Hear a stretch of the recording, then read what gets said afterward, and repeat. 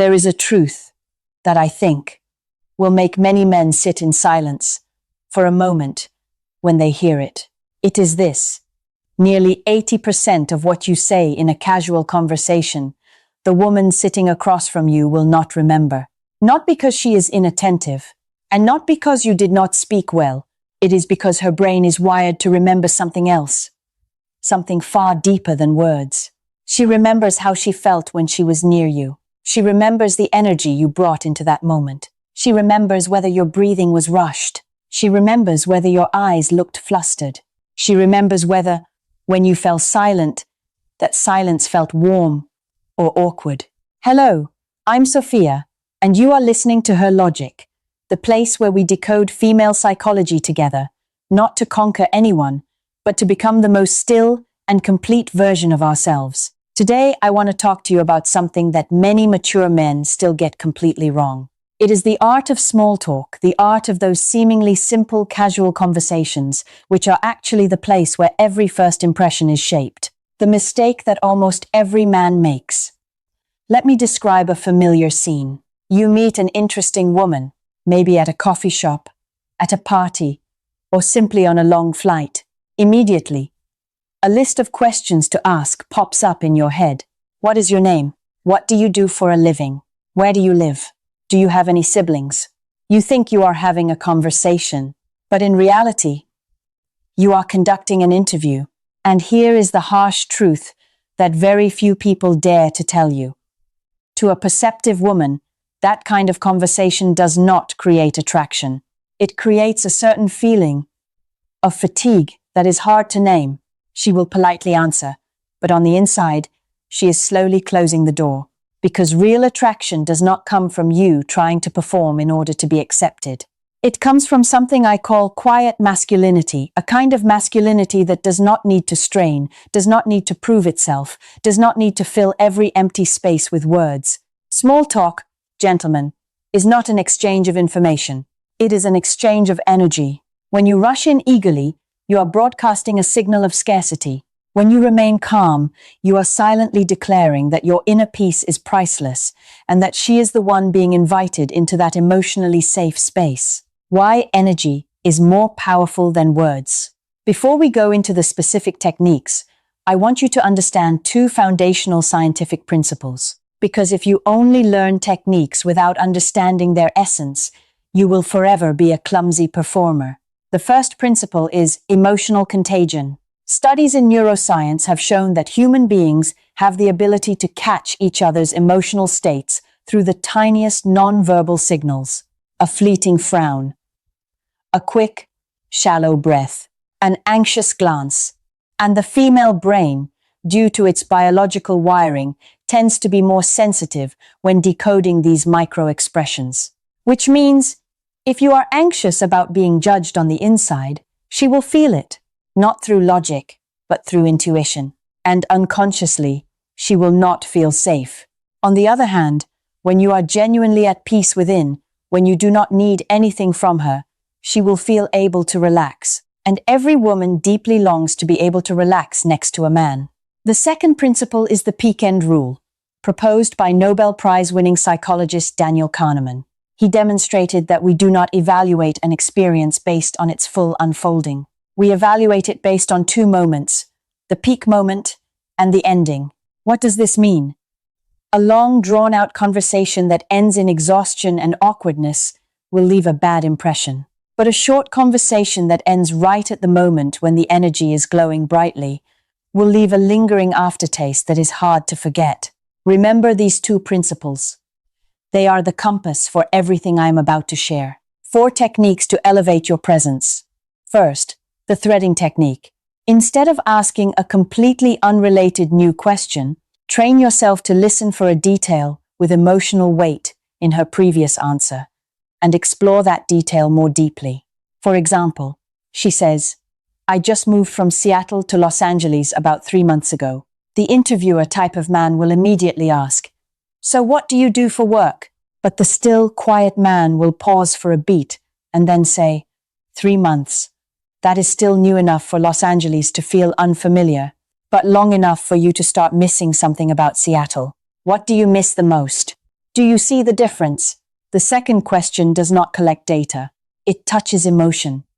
When you fire off questions like you are gathering information, her brain switches into answering a work email mode, logical, dry, and guarded. But when you thread the conversation, she feels that she is truly being seen and truly being heard. And that is one of the deepest human needs of all. My advice: do not prepare a script. Simply be there, fully present in the moment. And remember, you are not looking for ways to make her like you. You are evaluating whether she fits into your world. That is the expression of self-respect. Second, the deeper or different rule. When the conversation is at the surface level, work, weather, traffic, you have two options for raising it. Go deeper or go different. Going deeper means asking about motivation, not events. Instead of, how long have you been doing this job? Ask, what made you choose this path? A question about motivation forces her brain to access her personal value system, a region of memory that very few people are ever invited into. And when a woman shares about her values, she feels a deep, intimate connection beginning to form. Going different means offering a playful assumption based on what she has just told you. For example, she says she is an accountant. The still, quiet man might smile and say, "An accountant? I bet you are the kind of person who organizes the spices in your kitchen in alphabetical order, am I right?" Making an assumption instead of asking a question lifts you out of the passive position of someone begging for information. You become a wise observer, a trait that is very characteristic of quiet masculinity. Do not be afraid of personal topics. Authenticity always carries more power than false perfection. But do not force it either. If she is not yet ready to open up, hold on to your inner peace. Do not get swept away by the feeling of rejection, because inner peace is priceless. Third, the callback, building a shared history. This is a very subtle technique, and it is also what creates the biggest difference between an average man and a memorable one. Callback means bringing up a small detail or a joke that she mentioned 10 or 15 minutes earlier at exactly the right moment. For example, early in the conversation, she casually mentioned that she is afraid of cats. 30 minutes later, when she says she is considering moving into a new apartment complex, all you have to do is gently raise an eyebrow and ask, "That neighborhood, there are no stray cats there, right?" That is all. But in that moment, something magical happens in her mind. She realizes, this man was actually listening to me. To a woman, a man remembering small details is not a sign of a good memory. It is the highest expression of appreciation and emotional intelligence. It creates the sense that the two of you now have your own history, a private language that only the two of you understand. But here is what I want you to engrave deep within you. Do not force a callback just to win her over. If you do not genuinely find her interesting, do not fake it. You remember, because you value real connections, not because you want to keep a meaningless conversation going. Your self-respect is always more important. Fourth, the context-aware rhythm. The power of the pause. Insecure men fear silence. They rush to fill it with unnecessary sentences, forced laughter, and meaningless questions.